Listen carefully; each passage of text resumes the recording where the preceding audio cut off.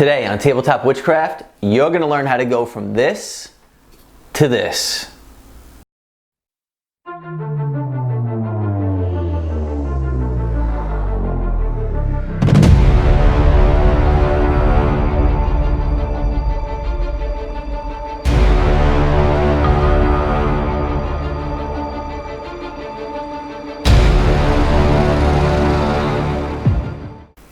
Hey everybody, thanks for tuning in to Tabletop WitchCRAFT. My name is John and today we'll be starting one of my large builds, a fully functional windmill with 4 playable levels.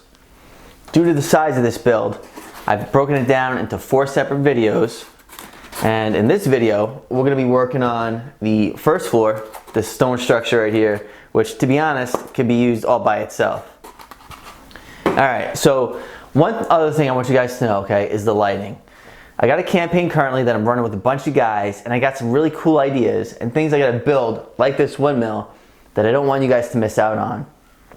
But the lighting quality isn't the greatest because I don't really have anywhere to shoot, and I'm currently building a shop in my basement for all my builds, all my video. It's gonna be awesome. I can't wait for you guys to see how this quality is gonna improve dramatically once we get to those videos. So hang in there for the first few that I've shot, all right? The other thing I want you guys to notice is look at when I'm building stuff. If you see I got a set of plans, I've drafted those up on the computer and I've uploaded those for free for you guys on DriveThruRPG. Put a link in the description below. Go right there, print them off, make some tweaks and changes if you want, and make these builds your own. All right. So with that, feel free to leave any comments. I'm looking forward to them. I'll get back to all you guys and girls out there, and hit that like button, bell notification, all that good stuff. All right, welcome to Tabletop WitchCRAFT. Now go grab your crafting materials and let's get building this windmill. All right, so the first thing you guys are going to want to do is head over to DriveThruRPG and print that stencil off. It's a free download, and use that to copy over onto this piece of cardboard here, and that will cut out your stencil for your top of this build here. You're gonna go ahead and just take some hot glue, put a dab or 2 on there, just to hold the stencil on top of the XPS foam. You want to make sure you pull that clear plastic off there too. Once you get it on there, you want to go ahead and make sure you're not pushing too hard, otherwise that hot wire from the Proxxon will go underneath the foam and you'll be cutting at an angle. So just do it gently, it doesn't require a lot of force.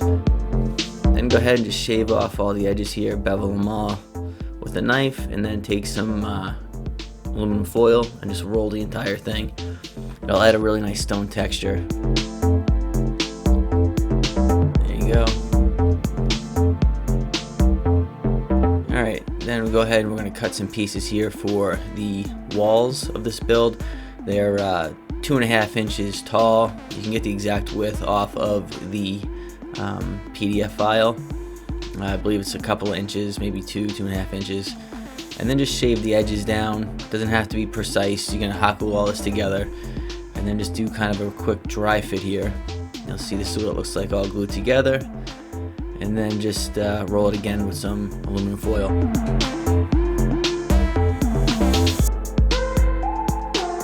Alright, this part I found to be a lot of fun. You're gonna just go ahead and take a pen and push in pretty hard. Don't be afraid to really push in there. The stonework, it could be any design that you like, and just go ahead and have fun with it. You really can't make any mess ups. You'll see there's a spot here where I quote unquote messed up, but then I just turned it into a crack. So yeah, any pattern you want here. I went with a larger pattern. Obviously takes a little bit less time than a whole bunch of small little bricks, and you can go ahead and you can push down on some of the corners too, not just the grout line here. It'll give a little bit of depth to the stonework as well. There on the bottom you can see the little line. I'm going to turn that into a crack right there. And then we're going to go ahead and just change up the pattern for the foundation to put a little variation in the build. And then here you just go ahead and cut out some holes and hot glue a couple small magnets into the base. You can get these pretty much anywhere online. They're extremely strong. I was surprised at how strong the hold was on them. And you just want to make sure you get the polarity right on all of them, so that when you go to put it together, the base isn't actually pushing away from the walls of the build.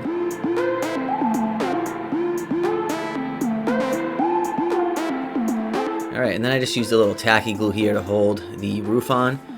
I didn't use hot glue because it dries, or I guess sets too quick. And you really want to make sure that you have this lined up properly. So just use some tacky glue, line it up right, and then what I did was I called it for the night once I got the top on here, and continue work the next morning.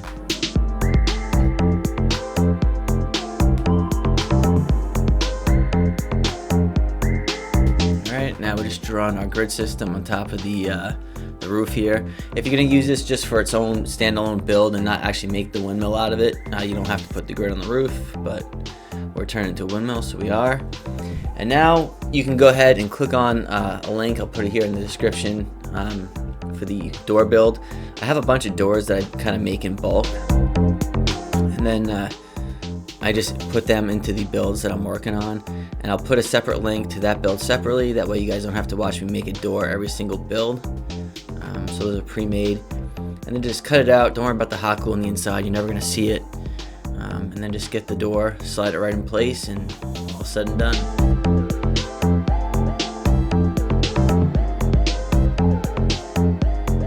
Alright, now we're cutting some wood planks here. They're going to cover up all of our seams on the build. They're a little bit less than 1/8 of an inch. And then just take a wire brush and brush them down to add some wood grain. And you'll see here I'm covering all the seams around the base. And then in the background there you'll see a little cutout of some metal strapping. I just cut it out of cardboard. I'm doubling those up wherever the wood seams are now. So the whole thing is just about compounding detail and features. It covers up any little mistakes that you have, and it adds a lot of detail and looks good. Then just Mod Podge it. It's a mixture of Mod Podge, black paint. I like to add a little bit of water too to thin it down. That way you don't lose any of the fine detail from rolling it. I also put a few little pinholes in every one of those cardboard straps to look like nails. And then I used some folk art graphite gray and painted all the stonework.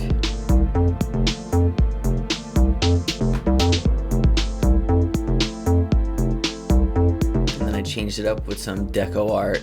I forget the color here. It's a chocolate brown or maybe a burnt umber. I think it's more of a chocolate brown.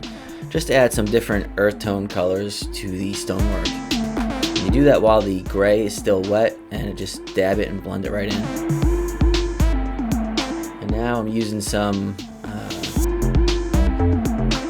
Citadel paints just to color the strapping.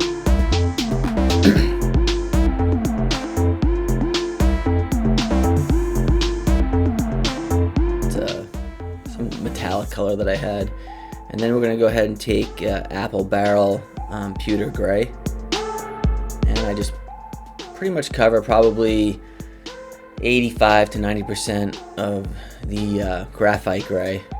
You can leave a few spots here and there sticking out for some color variation. And then on the foundation, again, just to change it up and make things a little bit different, to pull the eye in a few different directions, I use a little bit of like a terracotta color and a linen or a tan for that base. And then we're going to dry brush the wood with again that light linen color. And don't worry about it being looking too light. When we wash this, it's going to knock the color down big time. And our third coat, our final coat of dry brushing here with a light linen color as well, or an off-white for the stone. Here we are with a black wash, a homemade black wash. I can get you guys a description on how I make that in another video. Coat the entire thing with that, and then I took a little Vallejo silver and put that on all the top edges of all of my metal brackets, I guess if you want to call them, just to really make that shine and pop and to draw your eye to them. There you can see the little pinholes for all the nails in them as well.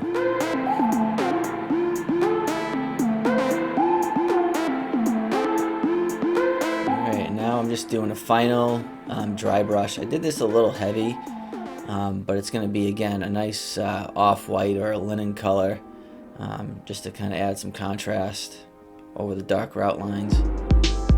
And this was an afterthought. I just wanted to put some stairs in here, and I didn't want them to knock over and have all the metal miniatures falling everywhere, so I decided to use those same metal magnets and just hot glue those into the base and made a quick set of stairs there. You'll see how those snap in a minute. They hold really strong. I also did a second set here for the second story.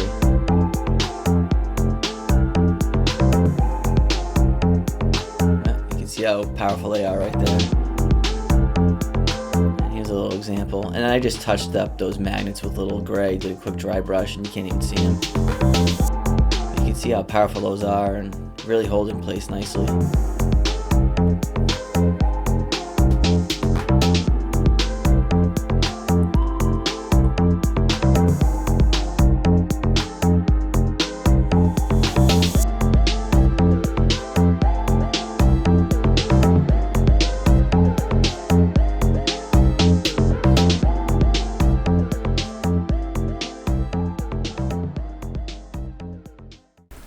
Hey everybody, thanks for watching this video. I hope you enjoyed it. If you want to catch the rest of the videos on how to finish this windmill, click on the link to part 2 above. And with that, make sure to like, comment, and subscribe, and hit that bell for all further notifications. Till next time, see you then.